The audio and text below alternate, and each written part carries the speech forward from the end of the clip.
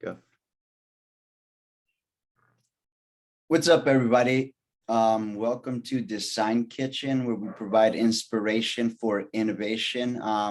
Stephen Angel here. We were just talking about some of the updates from the last podcast that we had. One of them being the machine shop that you were working on, and how to basically, get a business, or at least get involved into a business without, initial money down. Yes, there are the world of business acquisitions and just in general has been very fascinating to me lately. So I've been really kind of digging into that. There's a lot of different people who are kind of teaching that kind of stuff. So, but so really the ideal method is it's something that doesn't require much, if any, out of your own pocket. Basically, and that's what I've been working on. So myself, I don't have a ton of capital to play with.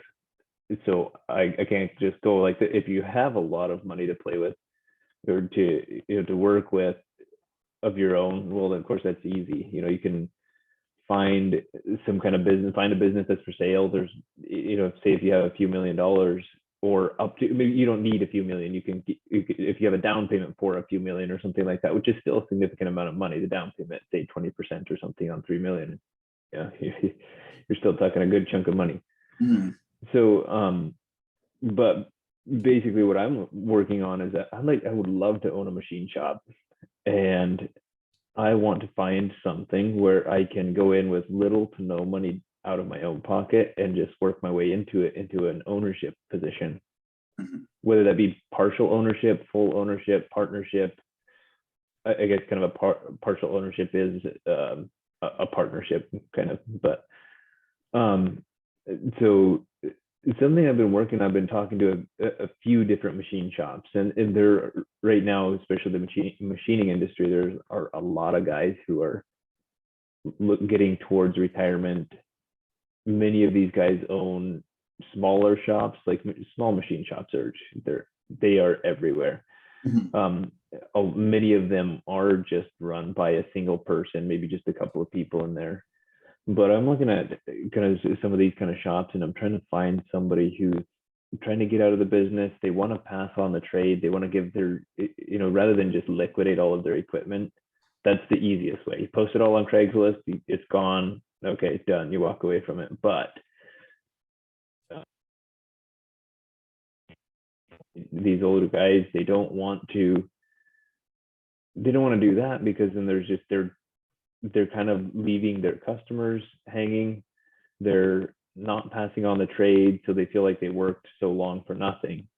So I kind of want to take that and find some of these people, talk to them, spend some time with them, learn from them. These guys have an immense amount of information to teach because they've been in the industry for so long. And I'm speaking for machine shops here, but really it could go for many different industries. So yeah, I'm talking to a few different older guys who are getting close to retirement. They want to kind of get out of it, but they want to pass on the trade. They want to teach somebody, and then they want to pass off their equipment and their stuff to somebody. So ideally, I would go through a process where I learn from them. We work together. We retain their customers. So automatic customers. You can't win. You can't beat that, because customers are expensive to acquire. Yeah, it's a very difficult process, right? It can be. And so you're getting customers by spending time with the owner. You're kind of like gaining the trust of their customers, and that's at least the kind of deal that I'm looking for, is somebody who has customers. They have all the machinery, they have everything. They just want to pass it off, and then they want to step away and they want to retire. So I want to learn from them. I want to get their customers. I want to get their equipment. I'd be curious. Would it make sense if you were to meet, like, let's say, all of these different shops that you're talking to, and almost putting them together to create either this little conglomerate or a little mini monopoly type of thing? And basically, like, hey, I have a friend that's also a machine shop owner. It might help if you met him, because along with that, I kind of revamped my company structure a little bit to kind of hit similar to what you're doing. But have you ever thought about that, or what do you think the outcome of that would be? Yeah, so I've thought about it a little bit, thinking of, it could be as simple as finding one that's just like a really good fit. It has everything I need, and that just stick with that, and then just build that up, or take it, and that would be, if it was sustaining for somebody else, likely it could sustain for me. From me coming in, though, I would like to go into a business and ramp it up and get more out of it than what it was previously, just with a different viewpoint. Not that I would bring in more abilities or more knowledge than the person who's just a different, coming in fresh, and I would like to ramp a business up. But and then on top of that, what I'd like to do is, I would like to, maybe there's a few of them that I could kind of either combine them all together, roll them up into one, which is a roll up. That's actually, the term for it is in the mergers and acquisitions world, it's called a roll up. You just buy a whole bunch of smaller ones, roll them all into one. There you go, right? Yeah. Or you can keep them, like, kind of build a parent company, and then put all of these separate companies, keep them separate, and you could hold them within that holding As a group. Yeah. Mm-hmm. Now, if a few of these shops that I've been talking to are single, their owner employee operated shops, right? So I couldn't really keep them as separate shops unless I hired somebody into that position.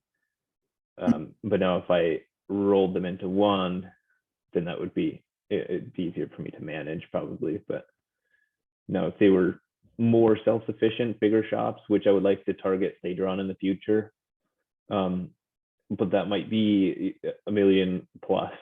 And at this point, of course, there are plenty of investors out there who are willing to do that. But myself, I'd like to start out with smaller, and then I would like to ramp into that. But when you get over 500,000, $1 million, or more, you get companies with several employees attached, and then you might have a self-sufficient machine that you're buying, and that one would be more like, I would go in and I would be like a manager, or somehow some executive position there, as opposed to these smaller shops where I buy it and now I'm the employee. I'm buying myself a job. So, but with the end goal in mind of rolling multiple into one, so that I can hire somebody in and to perform the work. So I can work, initially I'll be working in the business, but then I'll work on it at the same time. So it'll be a little extra work, but I'm ready for it. So. Yeah, because that's what I was thinking. Because even, let's say you owned a machine shop and I owned a machine shop, and we were pretty close to each other, where we're like, hey, you know what? How come we don't save rent and, put our equipment together, our customers together, operating out of one building, our employees, right? It's like you're like 3-4 blocks down the street. To me personally, it would make perfect sense for me to partner with you, and then just be like, well, these are current revenues. We could literally run our independent businesses out of that building. So I'd be curious if you would be like that middleman that could talk to maybe 3-4 different shops in your area and be like, hey, look, you know what I'm thinking? I'm talking to a couple of shops.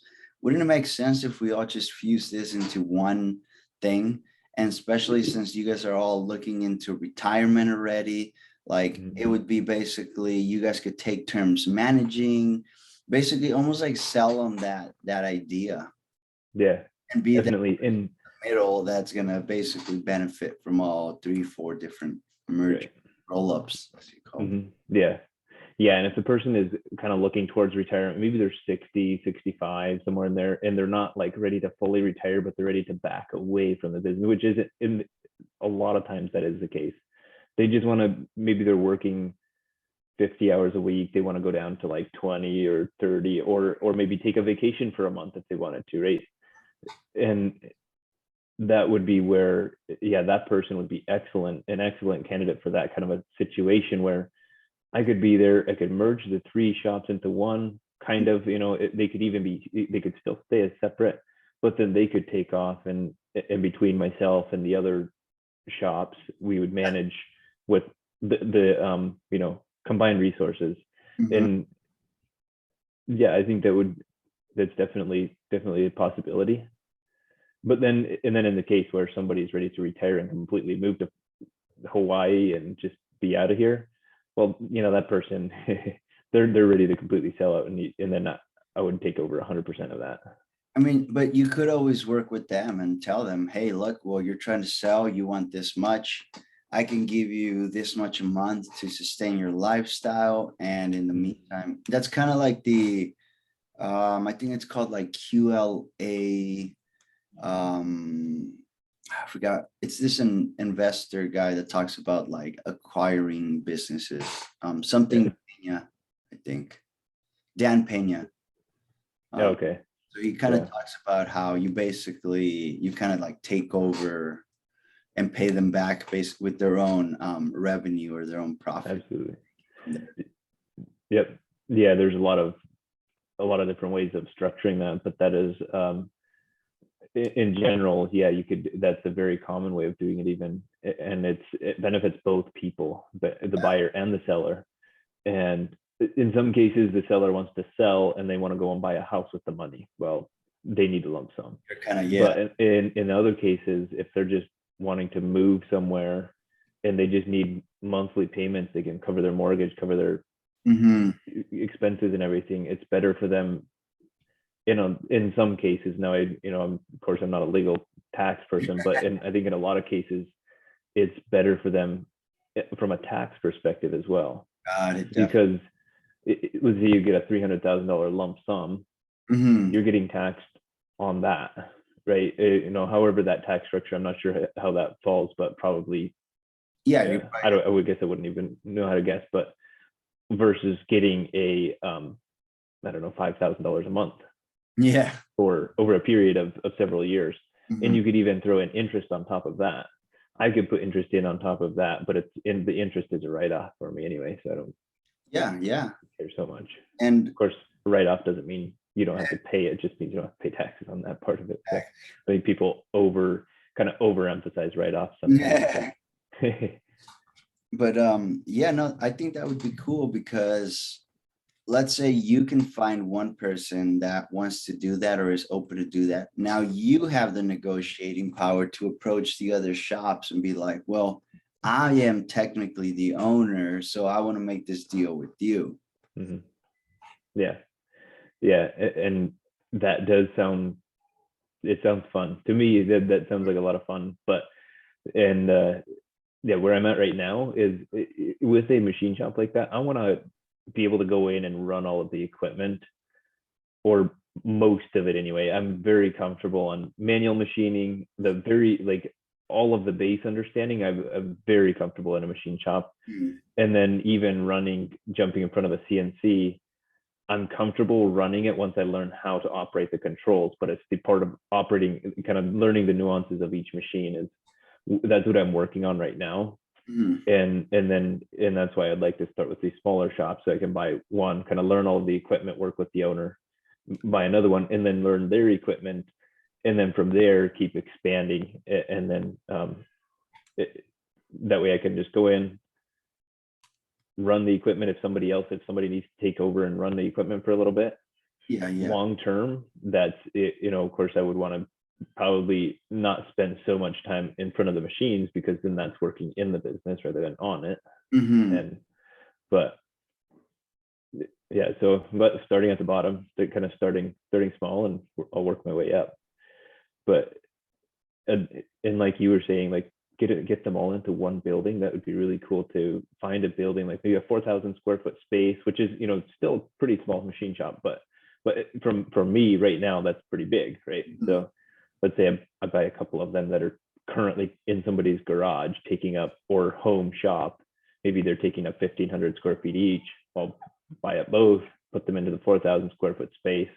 And rather than maintaining two separate locations, you're just doing one. So consolidate, and Yeah, that'd be interesting to do actually. I mean, I don't know why a lot of these guys, these smaller shops aren't doing that now, you know.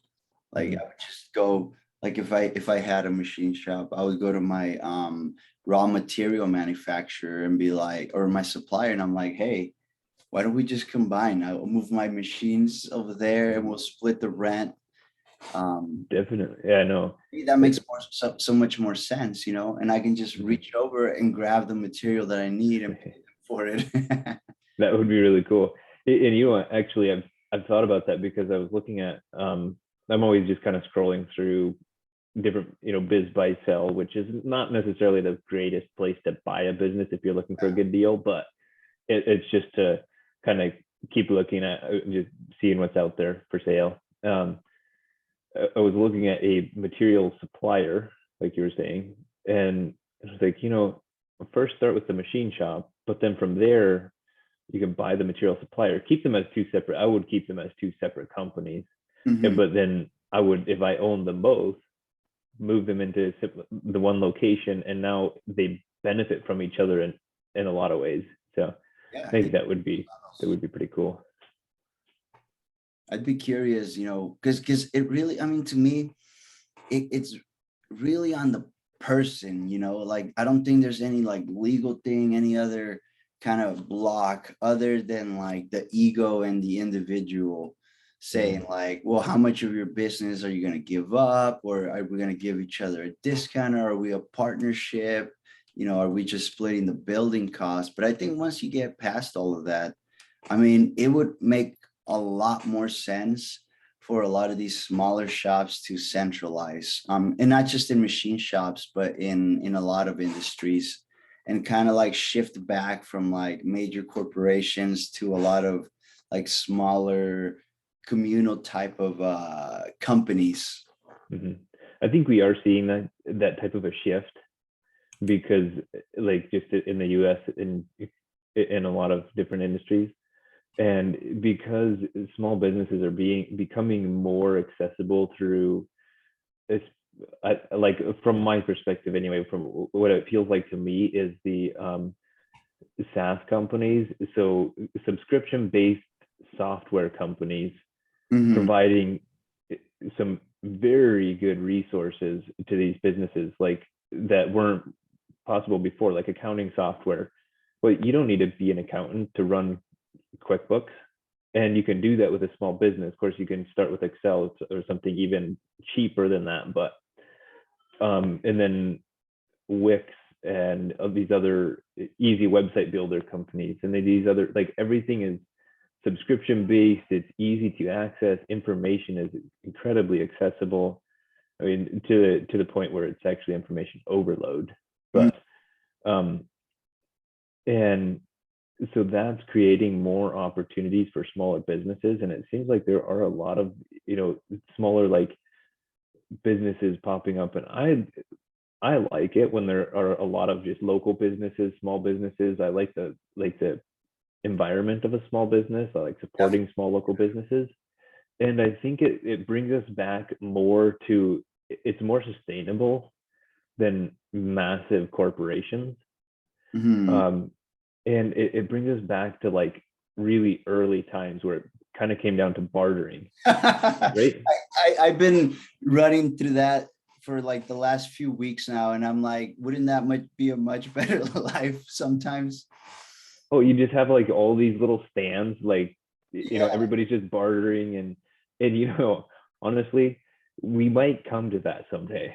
And with all of these small businesses, when everybody has these small businesses where everybody has something that they can provide to somebody else, Hmm. then, well, there you go. It makes it a lot easier. But if everybody works for these large corporations, then the only people who have something is the large corporations. Whereas now, a lot of small businesses, I mean, everybody's got some kind of a skill set or something that they can Yeah. Yeah. produce and trade for something else. Well, because I think of a couple of things, right? You know, first of all, you look historically, right? And a lot of these people, they had such a free reign to just drop into any town and go find a job, be like, hey, I'm a school teacher. They'll find a job, a place to stay and everything. Like within a week, they can just kind of pick up their whole life and move it wherever. Or they would jump on a ship and go write a book in another country. And I feel like that was such a free time, where I was thinking too, it's like, well, me, what services do I really need? I need to get food, maybe like a gym membership, like basic things that apply to me that don't apply to other people, where I would literally only have to exchange my services for like food and a couple things that are relevant to me. So even that, I don't see that barter system being such a difficult thing Mhm. to maintain, because it would be individualistic and you create your connections to it. But I was also thinking, with just like people getting dragged around so much. I was reading, about all these massive layoffs going on right now because of certain policies that people are being forced to leave their jobs and things like that. Also mixed in with people, realizing their self-worth and not wanting to work with these large companies, where I was thinking, what if people really just started doing their own companies, like not just you know like by specific skill sets, and not even that, but I was also reading an article where they were saying some of the like main cities would be shifting back to suburban areas because of the remote work options and things like that, where they were even saying, like, they were predicting that in the future you could have like your neighborhood, but like some of these houses could be like stores and like restaurants, just completely integrated into suburban living. Like a small self-sustaining neighborhood kind of, it would have everything that you'd need within that, each, like a lot of small neighborhoods that each one just has everything that it needs. Yeah, and I mean that was one of the predictors they were looking at, but just looking at the way things are, I mean, I could definitely see that as a future thing happening. I've also been studying a lot about just the way civilizations are formed, and one of the things that they were talking about, the best way to really fight any kind of I guess umbrella laws that are being put on you is to create this little parallel society within the society, where you kind of abide by the rules, but you have your own way of sustaining. So if more people did that, like if a couple shops got together and they're like, oh, we're building our own little communities of sort, I think Mhm. that could be a parallel model to working for large corporate entities and just being, forced to abide by their rules, I guess, or by this structure that has been put upon society. It's like, who says it has to be 9 to 5? People have to pick up their kids, people have to do things like that, where I feel a lot of that did shift. Yeah. Yeah. And so that's, how was the, as a little bit of a shift, how's your job search stuff going on? Yeah, so actually it's pretty well. A lot of these mandates for anyone, that's like struggling looking for jobs. I mean, if you're good at sales, you kind of have a little leg up, because Mhm. a lot of these jobs are offering remote options. So what I've been finding is that a lot of the whether you're engineer or sales, or a mix of the two, um it seems you could still find a job if you don't want to go through with a lot of the mandates. And one issue I am finding was that a lot of them were more entry level, like sales development reps, type like that type of stuff. um some of the more, I guess, senior level type of jobs that I was looking into were requiring it. But then even on those companies, if the position itself was remote, they were still open to hiring anyone. Um, Okay.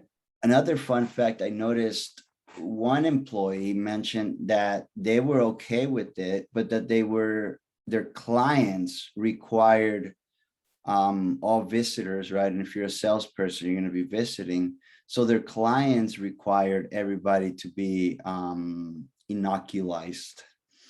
Yeah.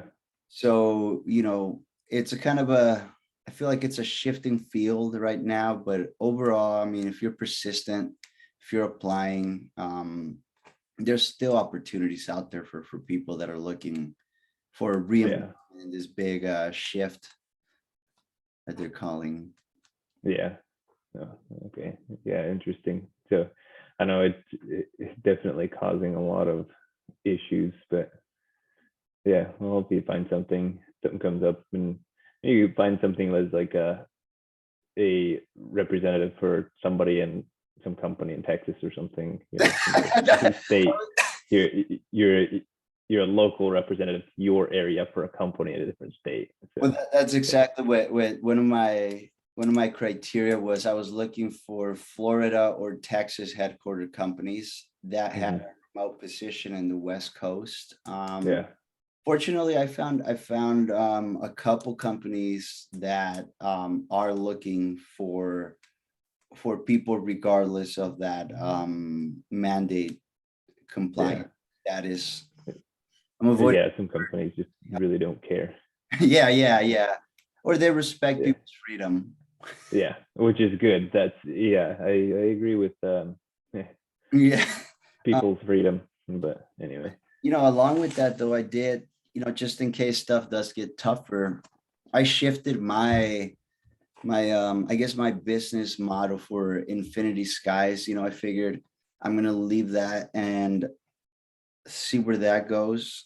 But I kind of honed it down to basically just focusing on business development, right? Because like I'm getting offered positions for business development where they're paying over six figures, and I could do them, but then I couldn't do them because of the mandates.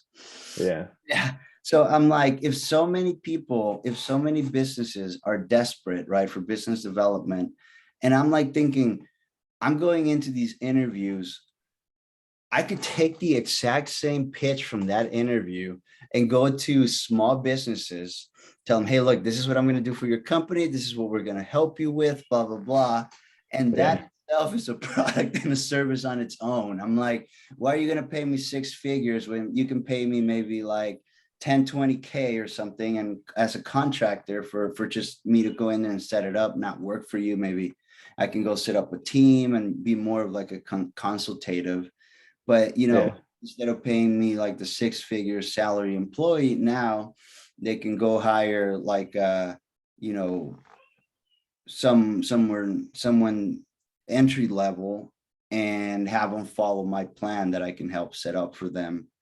mhm, So I think that in itself is something that I can really just go in there and sell like a package type of thing for companies that, really it's like, I mean, the basic stuff, right? Competition analysis.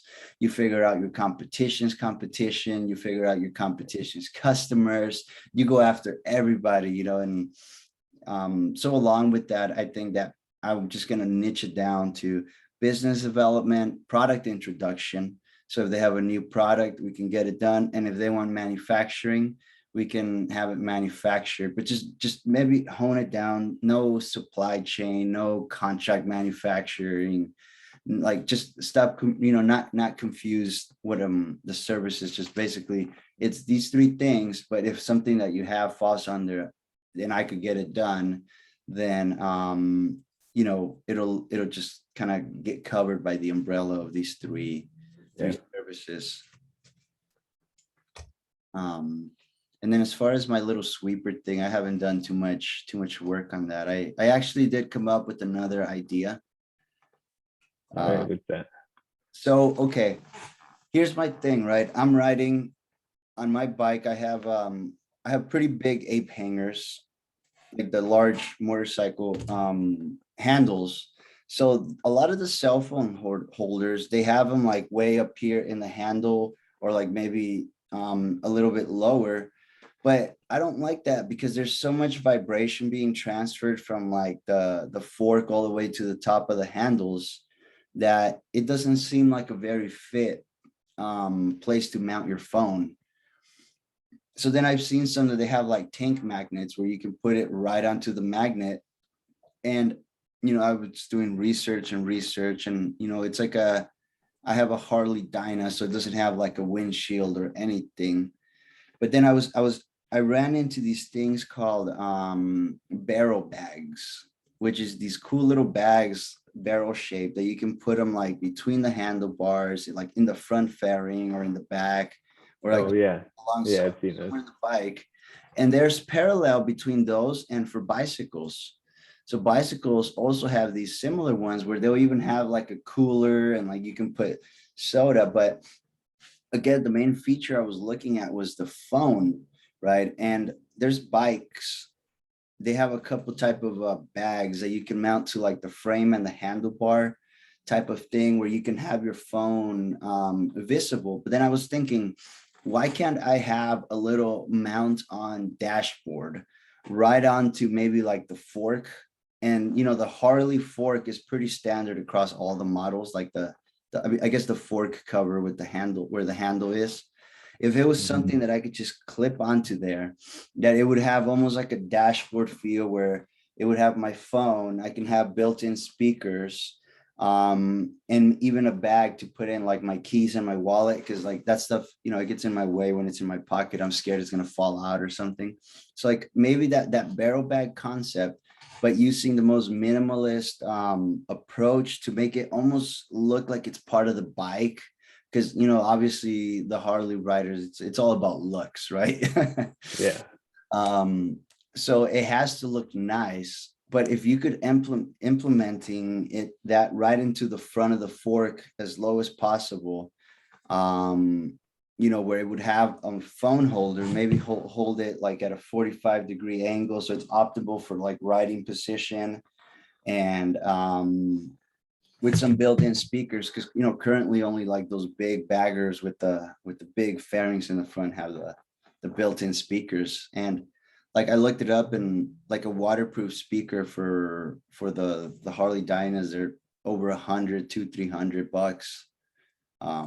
So that was a concept, and maybe if it was made out of some kind of metal type of material where it looked cool and it looked like it was actually part of the bike.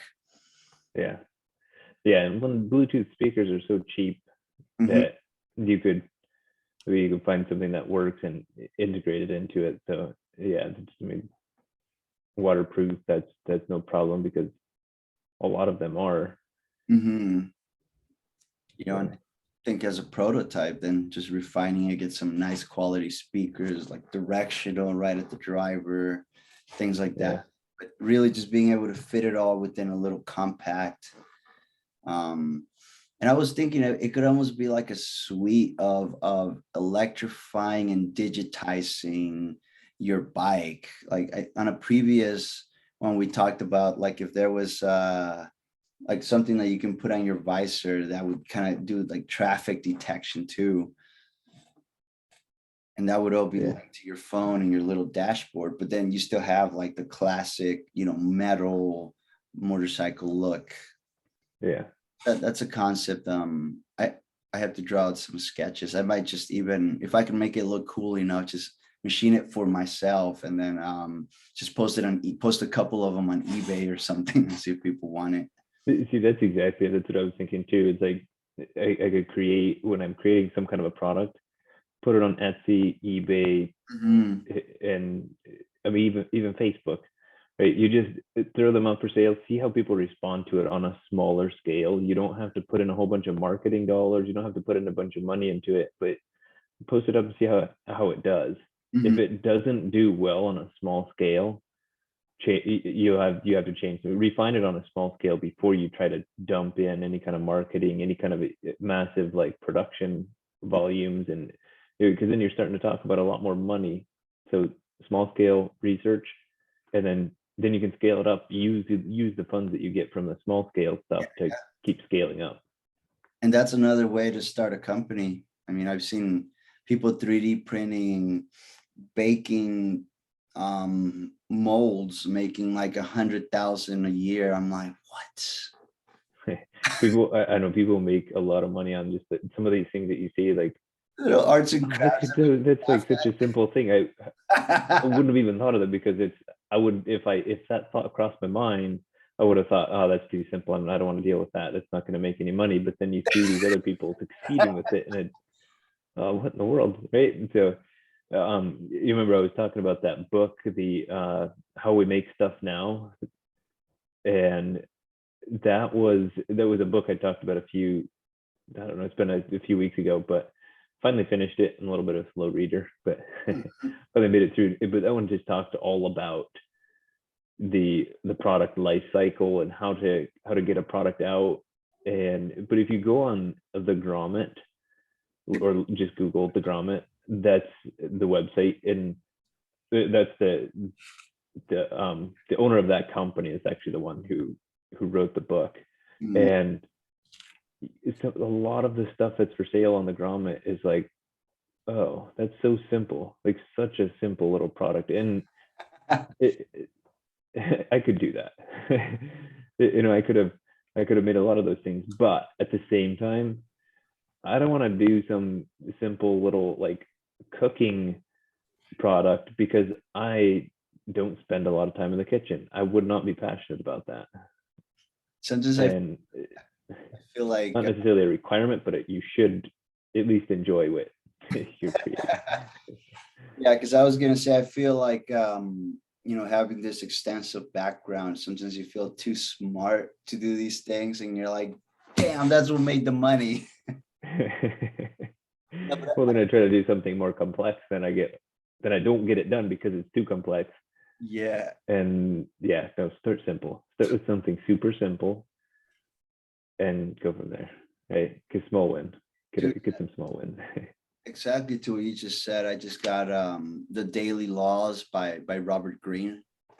So it just came like a week or two ago. And basically this book, it's different than his other books, because he literally just has like a daily law for every day. And it's like broken down into sections. But to what you just said, I'm in the mastery part, and he has this other book called Mastery. I don't know if you're too familiar with Robert Greene. I have not read his books. Oh man, so he's like he is probably my top author. After I read like 48 Laws of Power, like that like shifted my whole way of thinking about life. So I highly recommend that. But in this book, he talks about how whatever your childhood inclinations were, that's probably what you'd be great at, right? So, I mean, me, like I'm sure a lot of other engineers, I was always playing Legos, right? So I'm like, okay, Legos, building type of thing. But then I'm like, but what was I doing with them? Well, I was building like airplanes and motorcycles and houses. So I'm thinking like, okay, naturally that's the stuff I like. I'm in the aerospace industry. I'm into motorcycles. I'm into like real estate investing. So it's like, it's almost like what he talks about, like Da Vinci, for example, when he was a young child, he loved drawing in very, very high detail. So that's how, when he became an adult, he had already that natural inclination to be a very, very detailed drawing and be able to look at the structure of things. So basically, that's kind of what he's saying, that if you look at your childhood inclinations and basically pursue them now as an adult, that's what's going to be fulfilling, satisfying, and that you're going to be great at. That's interesting. I'll have to think about that, and I'll pick up some of his books, because that's like, oh, that's good information. Because I'm always trying to think like, what is where should I go? Like, I kind of know some of the things I enjoy, but what's like a kind of to try to fine tune that and to get into my passions a little deeper. Definitely. And I mean, even I have trouble with that because obviously I have my hobbies, but I'm not monetizing them. Right. In a perfect world, every one of my hobbies would be monetized, like I'd be going at the gym and getting paid for like sponsors and my supplement brand and all this stuff. Then I'd be going to like work and like I mean that would be a perfect world for me where I'm just getting paid to do the things I like. Yeah. Well, and you know what, realistically, like that is possible Yeah, yeah. to do that, as long as you work towards that and to keep that as a goal. And yeah. And that's kind of how I basically live my everyday life. So I have like I broke everything into like 4 areas, right? Health, wealth, relationships and family, and then like personal development and growth. So like in career, right, I want to get to this entrepreneurship level and be making a certain amount and live a certain way, be able to freely travel, things like that, right? Then in health, it's like I want to be 220 with abs, looking exactly like this. Then I want my relationship to look like this. I want my 2.5 children in this household. So like you set up everything the way you want it to be. And I think that kind of goes hand in hand. It's almost like you run your life as if it was a business plan. Mhm. And Yeah. that's how you fulfill like the 4 areas. Like I look at it like almost like a little video game thing. So you got to build one up, and the more you focus on one, you're gonna like have to let go of the other 3. But then like once you get to a good point, then you can shift focus. Yeah. So I Oh, that's what it always is. Yeah, it's always a juggling back and forth. yeah, between how's your knife project? So making some slow progress on it. So it's actually there. I'm trying to work out some of the small details. So now it's more into the tedious progress. So like getting the bulk design done just to get an idea of what it looks like, how it's going to function in my mind, that's pretty quick. But then to bring that into actual function and make sure that the blade release mechanism works properly. How is it going to look like? What's it going to look like? Where is it going to be located? What kind of a button is it? And what's the texture of the handle? Dimensions of everything, like all those little details that's where I'm spending a lot of time just trying to figure things out. There's been a few things, like few of my ideas that I kind of had to toss out for now, so that I can make more progress, and then I can see if I can bring them back in the future, because it's like that poses too much of a design challenge. It's just not really realistic to accommodate all of my like ideal vision.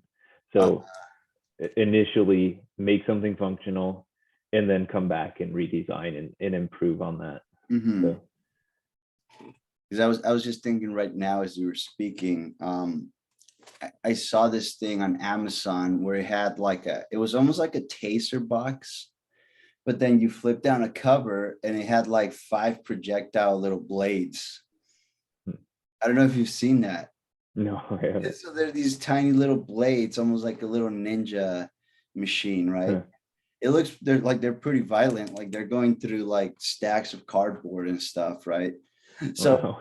I'm just thinking, what if you implemented a projectile feature on your knife where it had like a 5 toothpick holder? It's a toothpick holder, but so you can pull it down and they're all going to be flush. But then if you pull it down like an extra notch, it's really going to like recoil the spring on each one. And you have like a 5 projectile of like these tiny little like toothpick type of things. It's just like It's like, oh, oops, I over designed the spring on accident. Right? No. you're not supposed to pull it to the second notch. Yeah. Oh, it's there, but you're not supposed to use it. Don't use it. Spring is just to release the toothpick so that you can pull it out and use it. Yeah. Put it back. Right. Yeah. Yeah. So something else I was thinking about as I was flying. So I went to Ontario to Canada a couple weeks ago. So as I was flying, I was thinking about the tray you know when you fold the tray down Uh-huh. in front of you and put your drink on it and you put your food on it, that tray is slippery, and if you hit turbulence, your stuff will go flying. Yeah, definitely. I don't know, why don't they have a better cup holder on there? Can you, like, it seems simple enough, but since they don't, and I haven't seen one unless you move up into first or business class, then you have better cup holders. But for the economy, like I usually always fly, what if you just made a little cup holder that like hangs off of the edge of that tray? You know, like something that you would use in a boat. Basically, it can swing back and forth. It can rock. It can, you know, if you're in wavy waters, it keeps your drink upright. Turbulence. Lift that right onto the edge of that tray. Because don't they have those already? They have them in some form, but actually, I don't know if they have them for Airplane? Yeah, they're airplane trays specifically. But so that would be, you could probably just take one, rebrand it, market it as yeah, airplane trays. because there's definitely, I mean, like you could probably see, I don't know if this is gonna show, but right here, this it's literally like the perfect thing for that tray. It would just be getting it and contacting them and having it like almost like repurposed or adding a couple features that would be airplane friendly. Mm-hmm. Because make it compact and lightweight, and just make it, and then you package it accordingly. And this would be something you just sell to people, to the individuals, not necessarily like the airline company. Yeah, I exactly. think you sell them at the little airport kiosks and stuff, at little stores. And because what I was thinking, the foldable or collapsible dog trays and poop scoopers. So I have my little thing for the water where it's like a flat disc, and then you just push it down, and it's like this like rubber I don't know if it's latex, it's like some kind of rubber. Silicone. Yeah. And so imagine it's a completely collapsible, and now you can just clip it onto the side of that tray and then push it down, and now you can put your little styrofoam cup in there. Yeah. And I don't know what else you would need. I mean,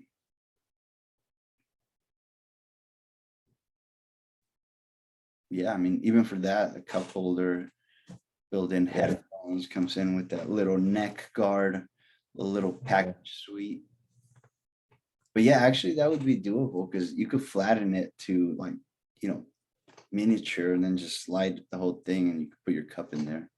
Yeah, make them really small. And I don't know. It was just something I was thinking about. Like, man, I wish I had one of those things right now. And maybe they probably exist. I bet if you look on Amazon, search hard enough, you'll find one. But a quick search didn't bring one up. Yeah. Maybe a more detailed search would. Because I was even thinking, how they have their crappy little tray with just like a little indentation for the cup. What if that slot in itself was collapsible with one of those silicone, cup holders, so that the cup would actually go in further? Right. Yeah. And I understand the reason that why they don't do that. I would guess is for cleanliness. It's like they have to be really quick at cleaning these airplanes because they have to turn them around and reload within like an hour or two. So that would be the reason why. And those things would get really filthy. Well, yeah. Well, because I was thinking, how they have the tray, and it's just, basically half the thickness of the tray, pretty much. So it's like if they're plastic injecting it, they would just inject it with the hole right there missing, and then you toss the little thing in there and just pull it out. Yeah, bring your own. Yeah. But yeah, that's all my ideas for this week. How about you? Yeah, that's it. That's what I was thinking about. And right now, what I'm going to be working on is I need to work on doing a little more nice design, and then work on improving my CAM programming skills. I'll be going and running some CNC machines this week. So gotcha. My plan, I'm finishing the website, so I completely redid the infinitysks.com. Okay. So I have the template up now. I'm just like rewriting all the verbiage and the links to all the pages and stuff. So I'm redoing that website to be a lot more precise on exactly what I'm offering. Yeah. Okay. I'm gonna try to mock up like a little holder for my phone the way I want it to fit on the bike. Yeah. See if I can have something set up by next week. All right, cool. Yeah. Well, thanks everybody for listening, and we'll talk to you guys next week.